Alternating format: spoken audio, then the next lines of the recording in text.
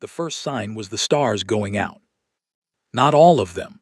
Just a patch, a dark section in the southern sky above the Indian Ocean where, one by one, the stars stopped being visible. Astronomers noticed it at 3:14 in the morning. By 3:22, military satellites had already classified what was blocking them. 9,700 ships. They came in silence, no radio signal, no warning broadcast, no light. Just mass, an enormous wall of metal dropping out of faster-than-light travel in a perfectly coordinated arc around the planet. When the sun rose that morning, people in the northern hemisphere stepped outside and saw the sky was wrong. There were shapes in it that had no business being there.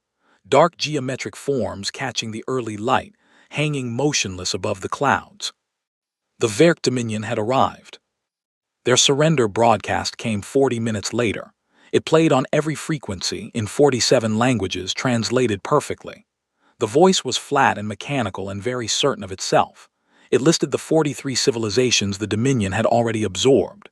It described the terms: full military stand-down, transfer of planetary governance, and peaceful integration into the Dominion within 6 hours. Resistance, the voice explained, would result in orbital bombardment. Then it repeated the message in 47 languages again, just in case anyone had missed it. On board the USDC command vessel Resolute, Admiral Rowe listened to the broadcast twice. He was a compact man with a shaved head and the kind of stillness that people sometimes mistook for slowness. He had spent 11 years commanding submarines before moving to Space Command, and he still thought like a submarine captain: slow breath, quiet room, absolute patience. He set down the printed transcript of the broadcast and looked at the tactical display. "Director Osai's grid is live?" he asked. His communications officer confirmed it was. "Lunar batteries charged." "Confirmed." "Swarm clusters in the belt, autonomous mode still running." "Confirmed." Rowe nodded. "Then we wait for the 6 hours to pass." Nobody in the room said anything. They had all been here for 3 weeks, since Director Osai's intelligence team had decoded the Verk approach vector and worked backward from drive signatures to arrival time. 3 weeks was not a long time, but humanity had used every hour of it. The mines came first. 40,000 gravity well mines placed in tight clusters along every viable orbital insertion path around Earth. Not visible, not broadcasting, just sitting in the dark, waiting for something large and metal to get close. The Verk fleet had parked itself directly on top of several thousand of them. Director Osai had calculated this deliberately. She was a small woman who wore plain clothes and rarely raised her voice, and she had correctly predicted the Verk arrival window, their preferred orbital formation, and their standard 6-hour surrender demand based on behavioral patterns from their previous 43 conquests. She had placed the mines where the fleet would be, not where it had been. The 6 hours passed. No human authority surrendered anything. Grand Commander Ushek, aboard the Verk flagship, waited an additional 11 minutes standard protocol, and then authorized the first bombardment wave. His fleet had absorbed 43 worlds. This was a formality. He pressed the command. The mines detonated. Not all of them. Proximity triggers were staggered to avoid chain reaction interference, but enough. The detonations ran through the Verk formation like a wave through water. Ships that had been sitting still one moment were suddenly tumbling, venting atmosphere, or simply gone. The explosions were quiet from the ground.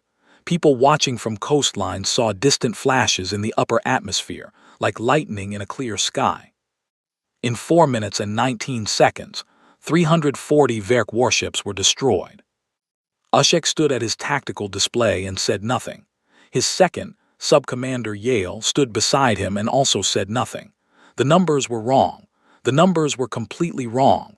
Pre-invasion intelligence had classified Earth as a pre-war civilization with no space-based weapons and no unified defense command. The report had been thorough. It had been checked. It had also been 3 years old. "Reevaluate threat classification," Ushek said finally. Yale was already doing it. He pulled the sensor data from the mine detonations, tried to map the spread, tried to understand the placement geometry. Whoever had placed these had known exactly where the fleet would be. That was not luck. That was not a pre-war civilization guessing. Someone had studied them. On the Resolute, Rowe watched the casualty numbers from the Verk fleet appear on his screen. 340 ships. His expression did not change. "Rail batteries on standby," he said. "Volkov's wing fueled and ready." His officer confirmed. Lieutenant Daria Volkov and 80 fighter interceptors were sitting in launch bays, engines cold, waiting for the order. "Not yet," Rowe said. "Let them reorganize first.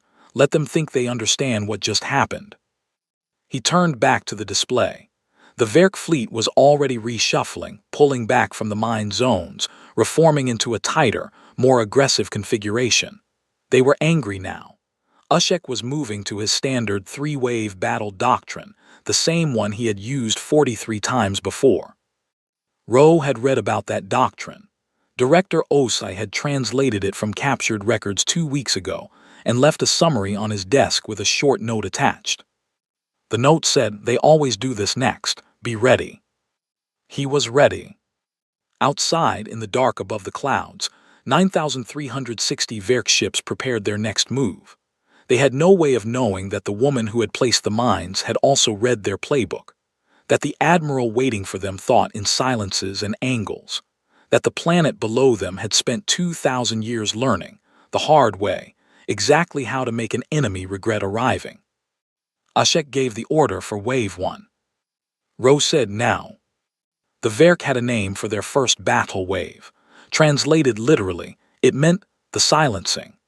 It was designed to destroy orbital weapons platforms, burn out communication arrays, and leave the target world deaf and blind before the second wave moved in. It had worked 43 times. The silencing began with a coordinated mass fire from 400 Verk vessels targeting Earth's known orbital stations. The energy beams were precise, powerful, and fired in overlapping patterns that left no gaps. In a normal engagement, nothing in orbit would have survived the first 30 seconds. The platforms did not survive. What replaced them was the problem. Each destroyed station triggered a signal, automated, pre-programmed, that activated 3 backup systems buried in hardened casings in Earth's upper atmosphere. These were not stations. They were not large. They were compact, armored, and disposable, designed to do one thing: transmit targeting data to the batteries on the far side of the moon. The batteries had been there for 11 days. Railguns, 12 of them, anchored to the lunar surface on the dark side where no Verk sensor pass had thought to look. They fired electromagnetically, no exhaust, no energy signature, no warning. The slugs traveled at 8 kilometers per second and arrived without any of the light signals the Verk used to track incoming fire. The first salvo hit before Ushek's tactical team even registered the launch. 14 Verk warships were gone before anyone on the bridge understood what had killed them. The second salvo was already in transit. The third was being loaded. Subcommander Yale watched the impacts on his screen and felt something he did not have a precise word for in the Verk language. The closest translation was, "The ground is not where I thought it was." "Weapons origin," Ushek demanded. "Lunar surface," Yale said. "Dark side, we have no coverage there." Ushek absorbed this, moved the outer wing to lunar suppression. 200 ships broke from formation and accelerated toward the moon. They were good ships. Their crews were trained. They would find the batteries and destroy them. They did not know the batteries were already being moved. The railgun platform sat on automated crawlers, slow, but slow was fine when the enemy had a predictable response time. By the time the Verk wing reached the lunar surface, the guns were already 4 kilometers from their last firing position, and new targeting data from Earth's surviving atmospheric sensors was feeding them updated coordinates. The Verk wing spent 40 minutes searching. The guns fired twice more during that time. While this was happening in space, Lieutenant Daria Volkov was already moving. She led 80 fighter interceptors out of their launch bays in a staggered formation, not toward the Verk line, which would have been suicide but through it. Specifically through the gap between Wave 1's left flank and the Verk reserve cluster, sitting 800 kilometers further out. The gap was 40 kilometers wide. Volkov had measured it from sensor data and decided 40 kilometers was enough. Her wing flew dark, no active sensors, no radio communication, everything turned off except manual controls and a shared target list loaded before launch. The Verk, accustomed to fighting enemies who needed their electronics to function, almost missed them entirely. Almost. 3 interceptors were destroyed on the approach. The other 77 reached the reserve cluster and split into pre-assigned pairs.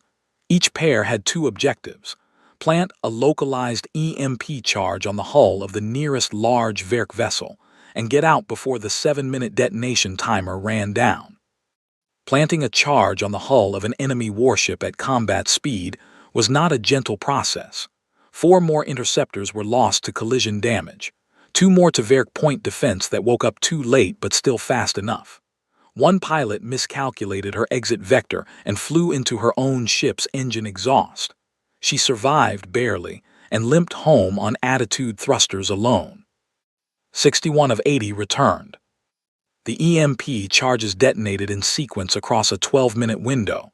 Each one took out the electronics of the host vessel and, depending on proximity, several neighboring ships.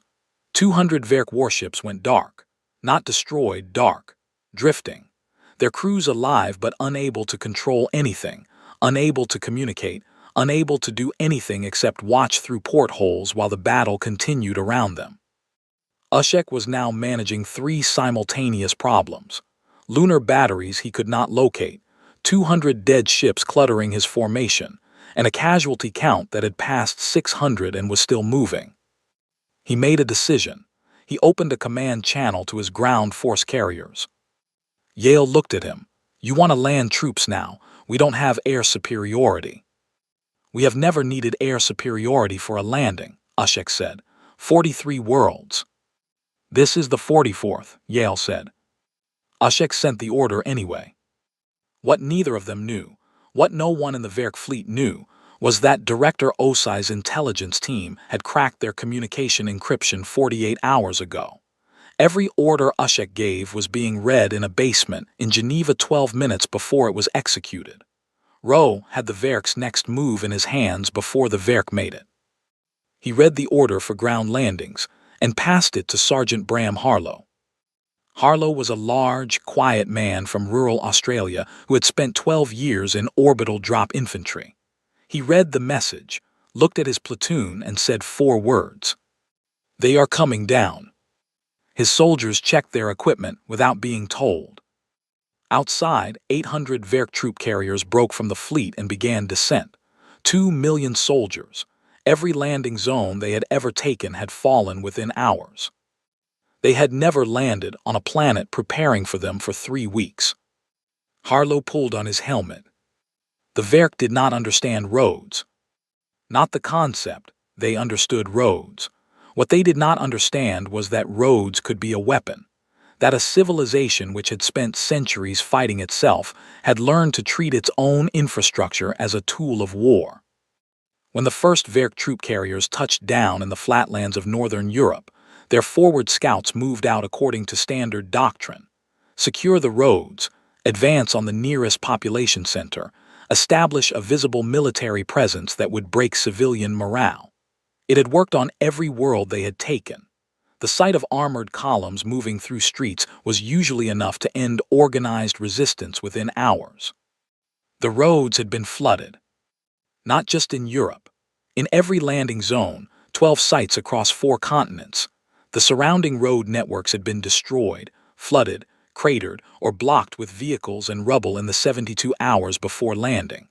The Verk columns that rolled out of their carriers found themselves moving through mud, detour after detour, their armored vehicles burning fuel at 3 times the planned rate. This was not an accident. Director Osai's ground coordination team had worked from satellite imagery and pre-assigned every engineering unit in the surrounding regions a specific list of roads, bridges, and valleys to destroy or flood. Nobody had announced it. Nobody had released a statement about it. It had simply been done, quietly and completely, before the first Verk soldier set foot on soil. Sergeant Harlow's drop platoon hit the ground near a Verk forward base that had been established in the first 6 hours of landing, a logistics relay point in a flat agricultural region, chosen by the Verk because it had clear lines of sight and easy access to their supply drop zones. What the Verk did not know was that the supply drop zone coordinates had been altered. 40 hours into the ground war, Harlow's unit had captured a Verk communications relay intact. One of his soldiers, a young woman named Petra who had 2 years of technical training and no particular fear of anything, had spent 4 hours pulling the relay's transmission protocols apart until she understood them well enough to feed false data into them. She changed the GPS coordinates of every Verk supply drop in the region by 11 kilometers. The supplies kept coming. Automated cargo pods, launched from the orbiting troop carriers, followed their programmed coordinates exactly and landed in a river valley 11 kilometers west of every Verk ground position. 2 million soldiers on the ground found themselves receiving nothing. No ammunition resupply, no food, no medical equipment. Harlow watched a Verk patrol come within 200 meters of their position and stop. The soldiers looked lost.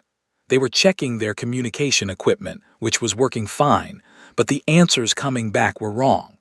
Harlow told his unit to hold position. He watched the patrol turn around and walk back the way it had come. "They're starting to feel it," Petra said quietly. This was not the only problem the Verk were facing on the ground. The civilian population, rather than retreating into shelters as the Verk doctrine predicted, had organized. Not into armies, into networks. Factories had been emptied and their contents moved underground before landing. Food stores had been relocated. Water systems had backup routing that the Verk could not easily map. When Verk units moved into towns, they found empty buildings, disabled utilities, and no one to threaten. The strategy of occupying population centers and using civilians to compel military surrender simply could not function when there were no civilians in the centers. In one town in South America, the Verk garrison found the buildings were filled with noise-making devices on timers, not weapons, just metal and speakers creating constant sound at irregular intervals. It served no military purpose. It just made the Verk soldiers inside the town miserable and unable to sleep. Sub-Commander Yale read the ground reports from orbit and began his personal log that night. He was not supposed to keep one.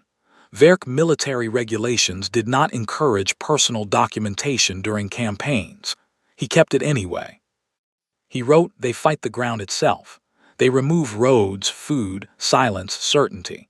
Our soldiers win every direct engagement and still fall backwards." By the end of 72 hours, the 2 million Verk ground forces had seized 0 strategic objectives.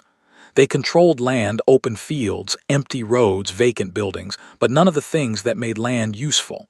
No fuel depots, no communication infrastructure, no food, no captive population, just mud and silence and a supply chain that kept delivering to the wrong valley. Ashek ordered the recall. It was not framed as a retreat. It was framed as a tactical consolidation, the kind of language that military commanders use when they need the truth to arrive slowly. But the troop carriers descending from orbit to recover the ground forces had to fight their way through renewed atmospheric fire, and 60 of them did not make it back. Harlow watched the carriers ascending from a hillside, rain coming down hard, boots soaked through. One of his soldiers asked if they had won. Harlow thought about the question. 41,000 human dead, last count. Empty towns, ruined roads, a river valley full of Verk supply pods going to waste. 2 million enemy soldiers retreating from a ground they had never managed to hold. "We made it expensive," he said. That was the most honest answer he had. Above the clouds, the Verk fleet regrouped around what remained of itself. Ashek's casualty count had now passed 1,200 ships. He had come with 9,700. He still had more than enough to try something else. He was going to try something else. What he chose next would cost him nearly everything. The Verk had a saying, old enough that no one remembered who first said it. Numbers are the argument that ends all arguments. Ashek believed this. He had believed it through 43 campaigns, through every world that looked defensible until his fleet arrived, through every species that thought its weapons or its terrain or its cleverness would be enough. Numbers had always been the answer. When in doubt, commit everything to one overwhelming push and let mass settle the question. He still had over 8,000 ships. His plan was simple. Pull the entire remaining fleet into a single concentrated formation and drive it straight at Earth, not in waves, not with flanking movements, just a wall of 8,000 warships moving together at full power. The defense grid could not destroy 8,000 ships before some of them reached the planet. Once ships reached firing range, it was over. He told Yale. Yale said nothing for a moment then. What about the asteroid belt corridor? The most direct inward path from the Verk's current position passed through the outer fringe of the asteroid belt. Not the dense inner belt, just the loose outer edge, manageable rock density. Nothing that should cause problems for a fleet in formation. Ashek considered it. We navigated at low speed. Rocks are not a threat. The rocks are not what I am thinking about, Yale said. He did not explain further because he could not. It was just a feeling, an instinct built from reading the pattern of this entire engagement, the mines that were already in position, the guns that moved before they could be found, the supply coordinates that fed them the wrong location. Every time the Verk had moved, something had already been placed in their path before they decided to move there. Something had probably been placed in the asteroid belt before they decided to go through it. Ashek gave the order anyway. 3 weeks earlier, in a planning room in Geneva, Director Osa had stood in front of a star map and pointed at the asteroid belt fringe with a pen. This is where they will try to push through if they decide to commit everything, she had said. It is the most direct path and they are a direct species. They conquer in straight lines. She had authorized the deployment of 40 million micro-drones into the belt fringe. Each drone was small, about the size of a human fist, built from cheap materials, carrying a simple processor and a contact explosive. Individually, a single drone was almost nothing. It could dent hull plating at best. The drones were not designed to operate individually. They were programmed to form swarms, emergent clusters based on proximity, target density, and a simple behavioral rule. Attach to the largest nearby object and signal your neighbors. When enough neighbors gathered on the same target, detonate together. It was not a sophisticated weapons system. It was modeled loosely on how certain insects on Earth defended their colonies. Not smart, just relentless. The Verk fleet entered the belt fringe at reduced speed, navigating carefully around the larger rocks. Nobody noticed the drones. They were too small to register on standard sensors and they were not broadcasting anything. They were just floating, inert, waiting. The first cluster activated when a Verk cruiser passed within 40 meters of a drift cloud of about 6,000 drones. The drones did not attack immediately. They followed the ship. They gathered on the hull slowly over 20 minutes, attaching to seams and intake vents and sensor housings. The ship's crew noticed the sensor static first, then the hull sounds a faint irregular ticking, like something outside knocking.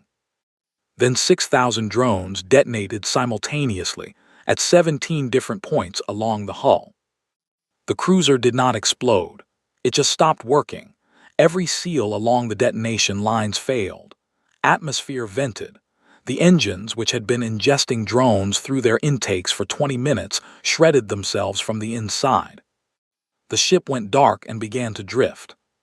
Then the neighboring ships started finding their own clouds. The Verk tried to respond. They fired weapons at the swarms and some weapons worked, burning patches of drones away. But for every cleared patch, 3 more clouds were already moving toward the ship from other directions. The drones had no fear response, no survival instinct, no need to communicate with a command structure that could be jammed. They just moved toward metal and gathered on it. Over the next 4 hours, 1,400 Verk warships went dark. Not all at once. Gradually, ship by ship, cruiser by cruiser, the fleet's formation developed holes. Crews that were not under direct attack watched their neighbors go silent and did not know when their own cloud would arrive. The uncertainty was its own kind of damage. Lieutenant Volkov watched from a holding position outside the belt, her wing grounded and unneeded. She had expected to feel something, satisfaction, maybe, or the specific tired relief of a fight ending. Instead, she felt something quieter and harder to name. Those ships going dark had crews in them, soldiers following orders from a commander who had never expected this. She thought about the Verk troops she had seen on sensor feeds during the ground operation, the patrol that got lost, the supply carriers with nowhere to go. She wondered if any of them had wanted to come here. The thought did not make her lower her guard. It just sat in the back of her mind and made the silence after each new dark ship feel heavier. Yale's log that night. I was right about the belt. I said nothing useful. I wrote it here instead. The surviving Verk fleet, fewer than 600 ships, broke formation. Ushek did not order the retreat. He simply stopped being able to stop it. There was a moment, somewhere in the 4th hour of the Verk retreat, when Rowe could have given a single order and ended everything. He did not give it. His weapons officers were watching the fleeing fleet on their screens, scattered ships pulling away in every direction, no formation, no coordination, just a mass of survivors trying to get to a distance where they felt safe. The railgun batteries on the moon were ready. The remaining drone clusters were still active in the belt. Volkov's wing was fueled and armed. There were things in orbit that had not yet been used at all, defense layers that the Verk fleet had never reached because it had been stopped before it got close enough to trigger them. From a purely technical standpoint, 600 ships running in open space were easier to destroy than 9,700 ships in formation. Rowe stood at his display for a long time. Then he opened a direct communication channel to the Verk flagship. It took 11 minutes for anyone to respond. When the response came, it was not Ushek. It was Yale. His voice sounded like someone who had not slept in 3 days and had stopped being surprised by anything. Rowe said, "I want to speak with your commander." Another pause, then Ushek's voice flat and careful, "I am here." Rowe did not congratulate himself. He did not give a speech. He spoke the way he always spoke, plainly, with the same tone he used to give coordinates to a helmsman. "You have roughly 580 ships still functioning," he said. "I want you to understand something before you decide what to do next.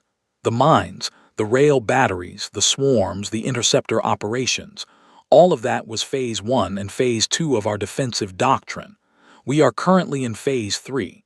I have 4 additional phases that have not been activated." He then listed them, not in vague terms, in specific terms of weapons systems, deployment ranges, estimated effectiveness against fleet-class vessels. He gave Ushek the numbers. "Silence. I'm not telling you this to frighten you," Rowe continued. "I am telling you because I want you to make an informed decision. There is a withdrawal corridor on the sunward side of the system, bearing 227 by 14. Any ship that enters that corridor and maintains course will not be engaged. Ships that do not enter the corridor or that turn back toward Earth will be destroyed. You have 40 minutes to decide." Ushek said nothing for a long time. "Then, why are you allowing any of us to leave?" Rowe considered how much to say. He decided on the truth. "Because dead ships don't carry information," he said. "I need you to go home." The channel went quiet. Yale wrote in his log, "The human admiral offered us a corridor. He explained exactly how he could have destroyed us all and chose not to. I do not know if this is mercy or strategy. I think it may be both at the same time. I am not sure we have a word for that." Not all of the retreating ships received the broadcast. Some were too damaged, some were out of communication range, some had commanders who were past the point of processing new information and were simply running. Earth's defense systems destroyed those ships, not out of anger, not with any ceremony. The targeting computers flagged them as continuing threats and engaged them. It was not personal. It was not personal. On the bridge of the Resolute, a weapons officer looked up from his screen. "Sir, we have ships still on intercept vectors. Recommend engagement." "Engage," Rowe said. His voice did not change. More ships went dark. Then slowly, the surviving vessels turned. One by one, in groups of 2 and 3, the remaining Verk ships adjusted course toward bearing 227 by 14. They moved into the corridor like animals walking through a gate they did not fully trust, waiting for something to close behind them. Nothing closed. The corridor held. Earth systems tracked every ship that entered it, logged their signatures, confirmed their trajectories, and let them pass. 18 ships crossed the outer boundary of the solar system and entered open space. Rowe watched the last one disappear from his screen.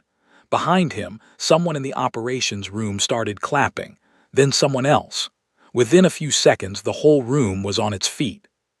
Rowe did not join them. He was looking at a different screen, the one showing the final casualty numbers from across the entire engagement. He had been updating it in his head throughout the battle, but now it was finalized and confirmed, and seeing it as a single printed number on a screen was different from carrying it as an estimate. 41,000 dead. Not soldiers, people. People with families, with morning routines, with things they had been meaning to do after the war.